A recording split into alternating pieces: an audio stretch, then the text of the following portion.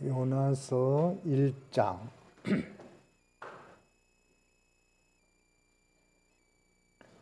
1장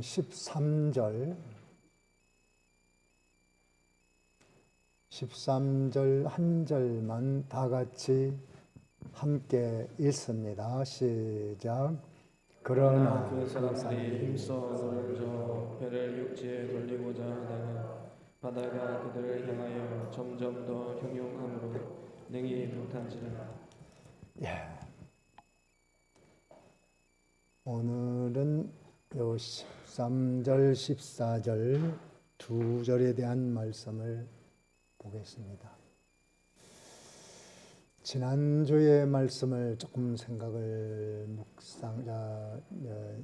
복습을 하고 넘어가겠습니다. 11, 12절에 요나에게 제비가 뽑혔지만은 파도는 풍파는 끝나지 않았습니다. 더 심해졌습니다. 그래서 요나는 나를 바다에 던지라고 말했습니다. 내 책임이라고 했죠. 이 사건을 통해서 우리 예수 믿는 사람이나 믿지 않는 사람 모두가 넓은 바다를 헤쳐나가는 항해하는 것과 같다. 바다에 나서면 언제나 파도는 있는 겁니다. 그런 거로 믿는 사람은 믿는 사람대로 파도가 있고 성도는 성도대로 파도가 있습니다. 마치 바다에 나가면 잠잠한 날이 없듯이 대부분의 날들이 파도가 크게 작게 일어나게 되어 있습니다. 인생은 요한계시록에 두 종류가 있다고 했어요. 더럽고 불의한 자로 살아가는 자들이 있고 의롭고 거룩하게 살 자들이 있다. 그렇게 두 종류로 사람이 구별되어 있다. 의롭게 살아야 될 사람이 있고 불의하게 살 사람이 있다는 거예요. 불의하게 사는 사람도 풍파를 만나고 의롭게 사는 사람도 풍파를 만납니다. 다른 점은 불의하게 사는 자, 하나님을 모르는 사람들은 그 자체의 삶이 본인 볼 때는 의롭다, 선하다 하는 면이 있으나 하나님 보시기에는 근본적으로 불의하다. 왜? 하나님을 불신하고 하나님과 끊겨져 있기 때문에. 그런 사람도 경제적인 고통도 있고 육신의 질병도 있고 노화도 있고 사랑과의 갈등도 있고 자녀의 고통 문제도 있습니다. 불의한 자들은 그런 일을 당할 때 불의한 길을 조금 중단하게 됩니다. 그렇다고 의의 길은 갈 수가 없어요. 그러니까 인생 풍파로 하나님을 모르는 사람도 어려움을 당하면 극한 불의의 생활을 하다가도 자신을 돌아보고 조금 경계를 합니다. 그러나 하나님 보시기에는 의는 없고 불의를 조금 덜 행함으로 인해서 세상에는 유익이 됩니다. 세상 사람들이 피해를 적게 입습니다. 그런 면에서 세상 사람에게도 인생 풍파 파도는 필요합니다. 아무리 독한 사람이라 하더라도 질병이 걸린다 하면은 독한 길을 갈 수가 없고 중단하고 덜 하게 됩니다. 그러므로 세상은 조금 편리하게 되죠.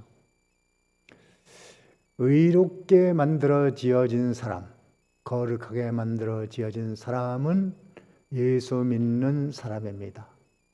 본인이 원하든 원치 않든 하나님의 목적은 너는 의로 살아라, 거룩으로 살아라. 요한계시록 22장 11절에 그렇게 말했습니다.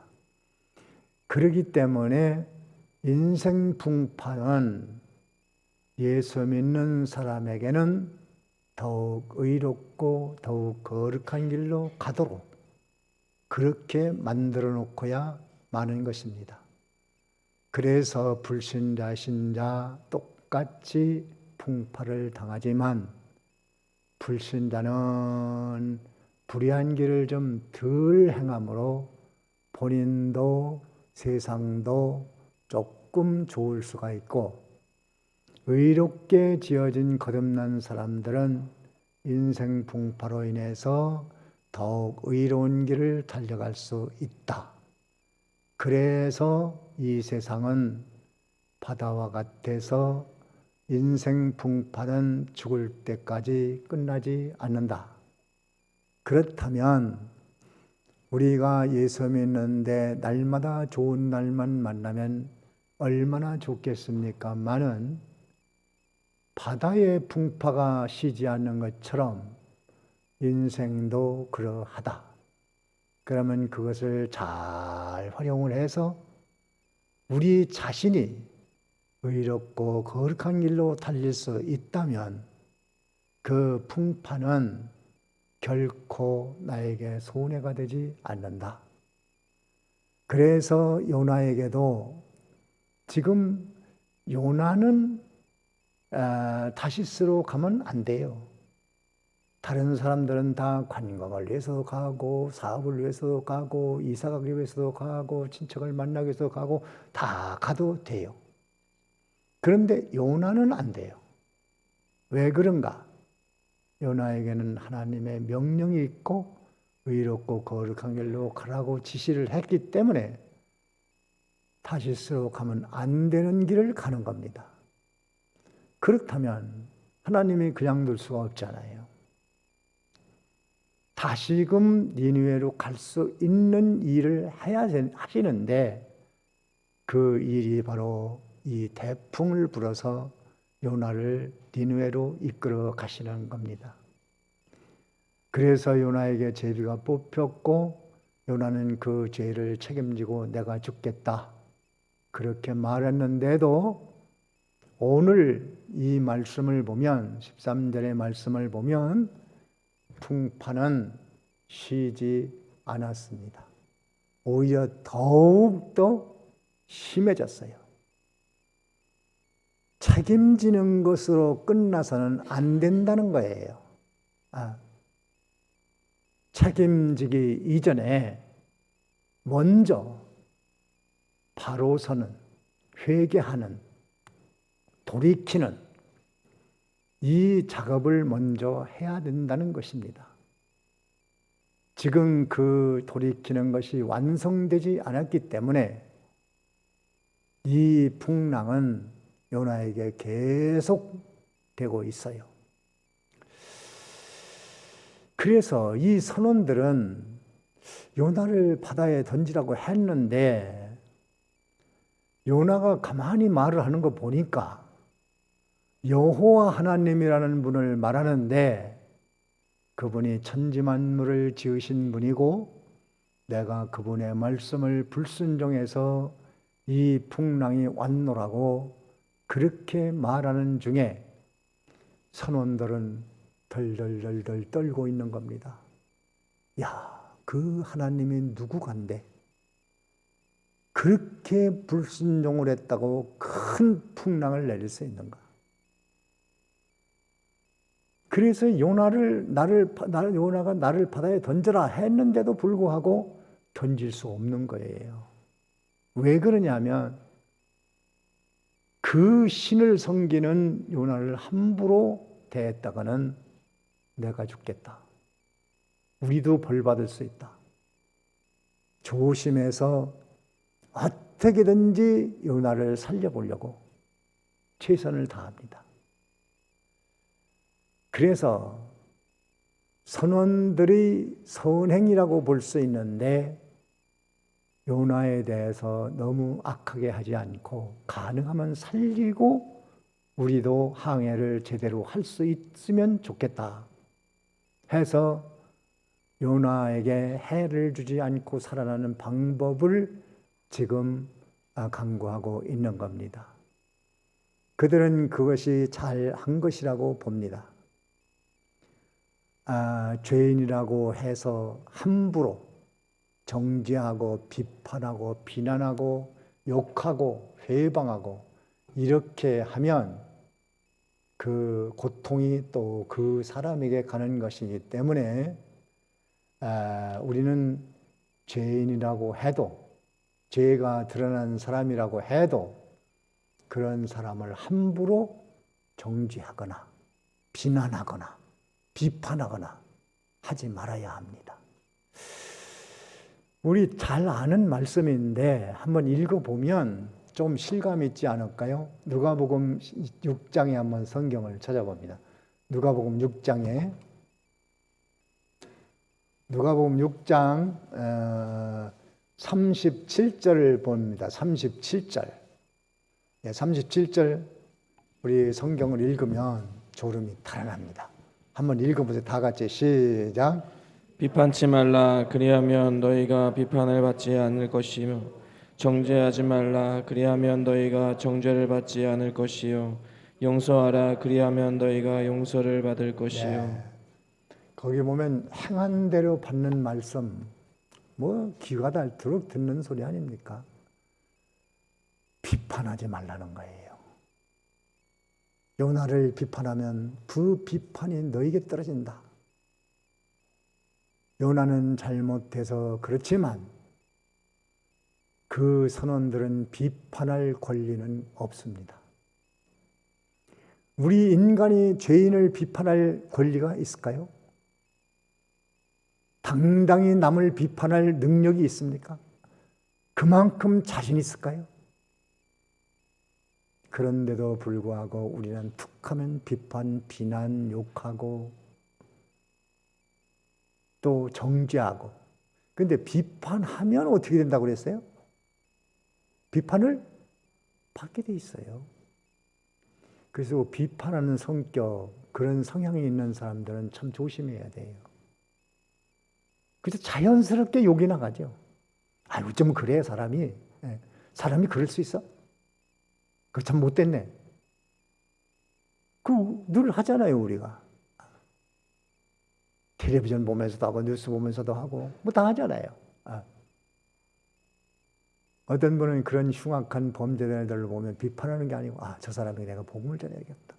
교도소를 찾아가가지고 복음을 전가해서 예수 믿게 하고. 그런 분도 있지만, 대부분은 다 욕합니다. 아이, 나쁜 놈. 그런 죄를 지을 필요는 없잖아요. 가늠하다 현장에 잡힌 여인 잡아다 놓고 저거 돌로 쳐서 죽이다. 예수님이 보는 시각은 그래, 죄 없는 자가 먼저 돌로 쳐봐. 아무도 칠 사람이 없었어요. 거기서 돌로 칠 자신 있는 사람은 예수님밖에 없죠. 근데 예수님은 그렇게 안 했어요.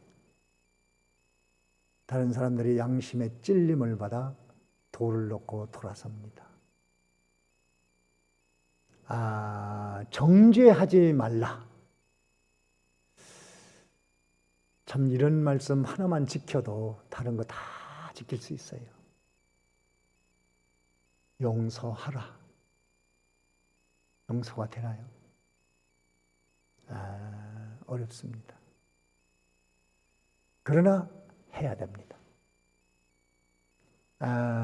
요나는 분명 잘못한 사람으로 제비가 뽑혔고 본인도 잘못한 걸 알았어요. 그렇다고 해서 선원들이 그를 정죄하거나 비판하거나 판단하거나 욕하거나 그러지 않고 어떻게 하면 요나를 좀 살려볼까? 그 좋은 마음이잖아요. 하나님을 몰라도 이런 마음이 세상을 아름답게 하는 거예요. 그런 사람 때문에 세상은 살만 나는 거죠. 가능하면 요나도 살리고 항해도 제대로 하고 목적지까지 갔으면 좋겠다.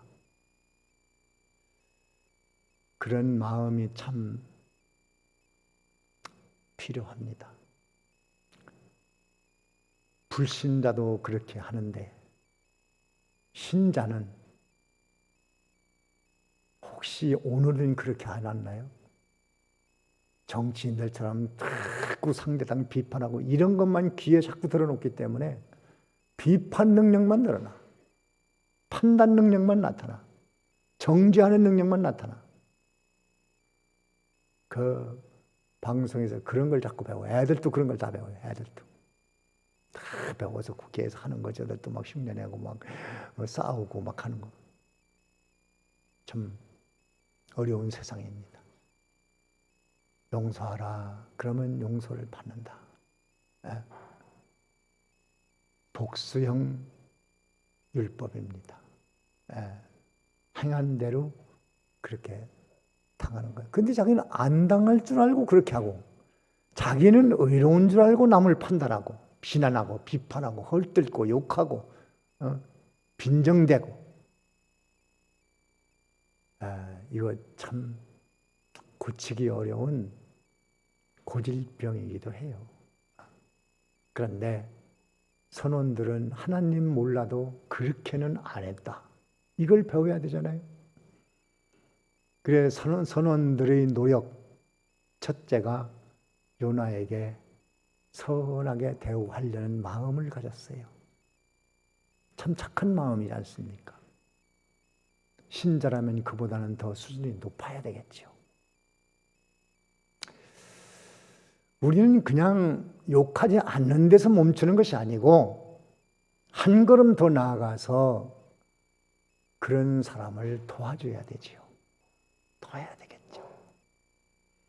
환난, 핍박, 고난당한 자, 죄를 범한 자, 실수한 자, 실패한 자, 가난한 자, 병든 자를 잘 돌봐주는 일까지 우리가 지고 가야 될 짐입니다. 사람은 일생을 살다 보면 정말 다른 사람의 도움이 필요한 때가 있고 정말 힘든 때가 오지요. 누구나 다 나이 들면 다 힘들어서 자손들의, 후손들의, 동지들의, 의료진들의 도움을 받아야만 살게 되어 있어요. 도움을 줄 수 있는 사람은 그 환난당한 자, 고통당한 자, 죄를 당한 자, 정죄당한 그 사람들을 잘 돌본다면 주님의 심판날에 오른편에 있는 양들처럼 내가 배고플 때 먹여줬고 오게 갔을 때 돌아봤고 얼벗었을 때 입혀줬고 굶주렸을 때 나를 돌봤고 병들었을 때 돌봐줬다. 아니 우리가 언제 그렇게 했습니까? 아니 지극히 작은 소자 예수 믿는 사람 하나에게 베풀어준 그것이 나에게 한 것이다. 우리가 할 예수님 대접할 기회가 많이 오잖아요. 많은 기회를 놓쳐버립니다. 다윗 같은 성군도 아들의 반란으로 왕궁에서 쫓겨날 때 신발도 신지 못하고 맨발로 왕궁을 빠져나가서 도망칩니다. 참으로 비참합니다. 그러나 다윗은 알았어요. 하나님이 그렇게 하시는 것이다. 아들이 그러는 게 아니고 하나님이 그렇게 하시는 것이다. 내가 잘못해서 그렇다. 눈물로 회개하며 피난길에 나섰는데 히무일한 사람은 나와서 꼴 좋다. 네가 사울을 대적하더니 이렇게 됐구나. 당해야지 마땅하지. 티끌을 날리면서 욕설을 퍼붓고 지금 지난 대통령한테도 가서 욕설 퍼붓고 데모하고 막 그런다는데 좀 너무 지나친 거 아닌가 하는 생각이 듭니다. 그렇게까지 할 필요가 있을까요? 이미 물러났으니까 끝난 거 아니에요. 그런데도 너무 지나친 것은 그저 하나님이 어떻게 보실까? 다윗은 그 신하들이 왕이여 명령하세요. 칼을 2번 칠 것도 없습니다. 한 번이면 목이 달아납니다. 다윗은 아니다. 그 사람이 그러는 게 아니야. 하나님이 그러는 거야. 나를 겸손하게 회개하려고 그러는 거야. 그냥 가자. 그런데 좀 가다 보니까 바르실레라고 하는 사람이 노인이야. 80세가 넘었어. 노인인데 부자야. 다윗이 이렇게 고난당한다는 소리를 듣고 아, 이게 웬일이야. 내가 이때 도와야지. 그래가지고 들에서 잠을 자려면 침상도 필요하고 곡식도 필요하고 꿀도 필요하고 과일도 필요하고 모든 걸 다 싸가지고 다윗에게 가서 영접을 하고 그에게 모든 것을 도와줍니다. 그 환난 당했을 때 그렇게 찾아와서 해주니까 다윗이 얼마나 눈물 나겠어요. 그래, 내가 내 은혜를 잊지 않겠노라. 왕정 복귀를 할 때 바르실레를 찾아서 나하고 같이 예루살렘에 가자. 내가 나에게 이만큼 했으니까 나도 이제 은혜를 보답해야 되겠다. 가자. 그러니까 바르실레는 아이 뭐 내가 할 일 한 것뿐인데 뭘 그러십니까? 난 안 갑니다. 그래서 다윗이 바르실레 아들을 데려다가 우대를 해줬습니다. 참 바르실레 믿음 있잖아요. 다 하고도 나는 무익한 종, 내가 나 할 일 한 것뿐입니다. 또 뭐 이게 뭐 그 대단한 거라고 그럽니까? 별거 아닙니다. 참 다른 때는 다윗에게 도움이 필요 없어요. 그때는 정말 도움이 필요한 때 그렇게 했습니다. 그래서 아무리 나쁜 악인이라 할지라도 악의 보응은 사람이 하는 게 아니에요. 그런데 대부분은 사람이 다 해버리기 때문에 이로 인해서 인간 세계 또한 하나님의 고통이 이 땅에 임하는 겁니다. 선원들은 양심을 썼어요. 양심. 우리 인간에게, 타락 인간에게 마지막으로 남은 인간성, 그것은 양심입니다. 그들은 양심적인 사람이기 때문에 그 양심이 요나를 불쌍히 여기고 사람을 바다에 던진다는 건 끔찍한 일인데 어떻게 그럴 수 있나? 가능하면 살려봐야지. 양심.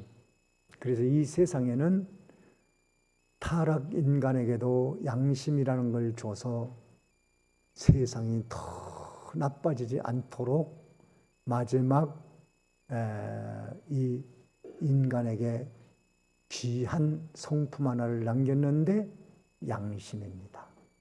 그 양심이 있기에 우리가 세상 살아가는데 더 큰 해를 받지 않고 살고 있어요.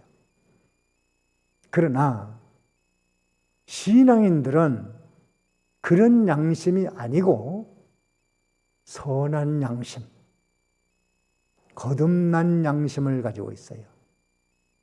무슨 양심을 가지고 있어요? 다 같이 선한 양심. 선한 양심. 하나님을 의식하는 양심입니다. 양심의 말씀에 비판받은 양심. 하나님의 말씀이 하라는 대로 하지 말라는 거 안 하고 하는 대로 하겠다고 하는 그걸 못하면 괴로운 양심. 양심이 다 있잖아요. 하나님은 다 보시오. 하나님은 다 아시오. 내가 하나님 앞에 이런 말하면 안 되지. 하나님 앞에 이런 말 하면 안 되지. 그 양심이 신앙생활 하는 거예요. 그래서 선한 양심이 하나님을 향하여 찾아간다. 그렇게 말했어요. 선한 양심. 선한 양심을 쓰면 하나님 섬기는 거고, 인간은 다 거짓된 게 많아요.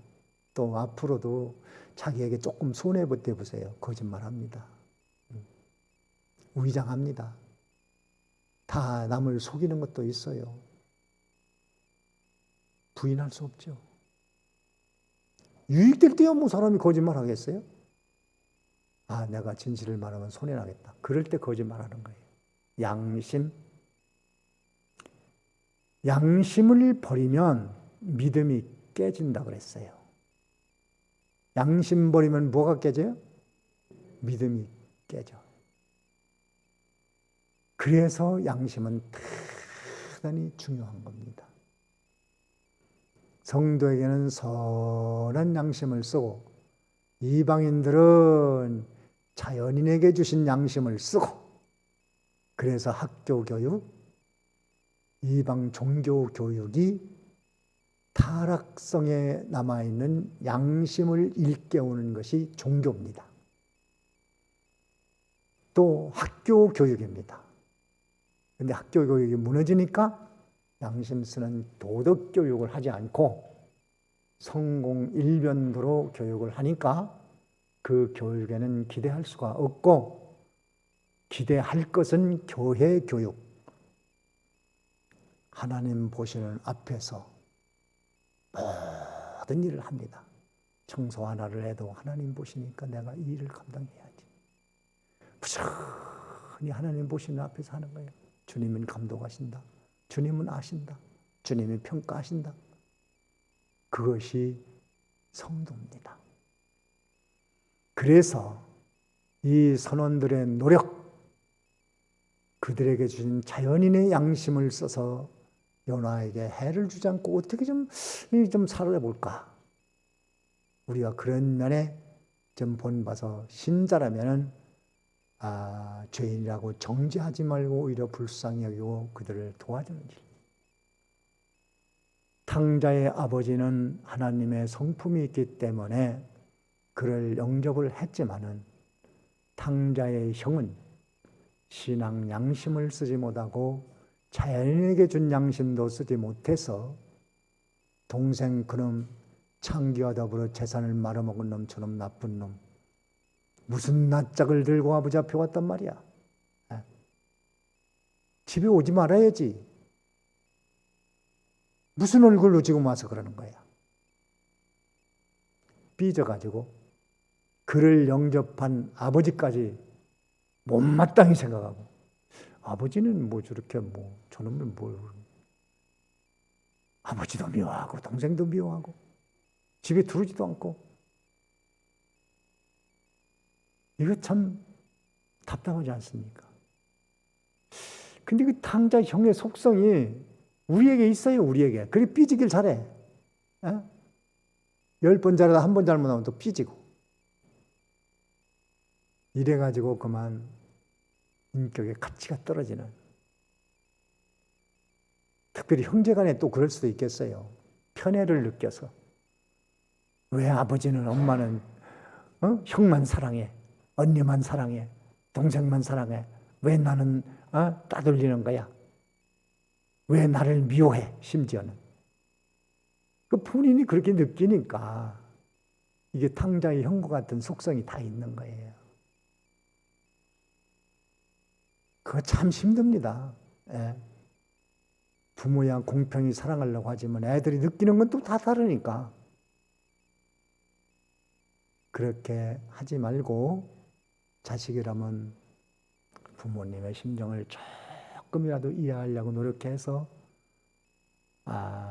공평한 사랑을 하고 있다는 것. 나아가서 하나님께 대해서도 마찬가지입니다. 내게 조금 불리한 것을 줬다고 해서 나를 미워서 준 거 절대 아닙니다. 그것이 내게 꼭 필요해서 준 거예요. 그거 없으면 죽어. 그거 없으면 망해. 그거 없으면 완전히 끝나버려. 그것 때문에 바로 설 수 있다는 것을 알고 감사해야 되고, 그 다음에 선원들이 또 노력한 것 또 한 가지가 있는데, 여기 14절에 오늘 본문 14절을 우리 다 같이 한번 읽어봅니다. 시작. 우리가 여호와께 부르짖어 가로되 여호와여 구하고 구하오니 이 사람의 생명 까닭에 우리를 멸망시키지 마옵소서. 무죄한 피를 우리에게 돌리지 마옵소서. 주 여호와께서는 주의 뜻대로 행하심이니이다 하고. 기도입니다. 기도. 선원들의 기도. 잘한 거죠. 이방인도 마지막에 가면은 하나님 찾습니다. 석가모니를 찾다가 정말 극한 상황에 떨어지면 하나님 찾게 돼 있어요. 평안할 때야 부처도 찾고 교주도 찾고 뭐 그러지만 마지막에는 하나님 살려주세요 나오는 거예요. 그런데 중요한 게 있죠. 그럼 이들의 기도를 하나님이 들으시느냐? 하나님이 기도를 받으실 때 어떤 기도를 받으신다고 그랬죠? 누구의 이름으로 해야 받아요? 예수님의 사인이 붙은 것만 접수하겠다는 거예요. 예수님의 이름으로 올려드린 기도만 받으시겠다. 무슨 상소문을 받는 게 아닙니다. 그 신천지에서는 뭐 임금님에게 상소를 올리듯이 뭐를 올리면 받는다고 하는 그거 아니에요. 예수님의 이름으로 올린 것을 받습니다. 그럼 이들의 기도가 필요 없는 것이냐? 그거는 그런 기도하는 마음을 가졌다는 그것이 이방인들의 양심으로서 조금 선한 마음 때문에 다른 사람들에게 유익이 되지요. 또 본인 성품도 극하게 악하지를 않죠. 그래서 기도하는 마음을 갖는 건 좋은 거예요.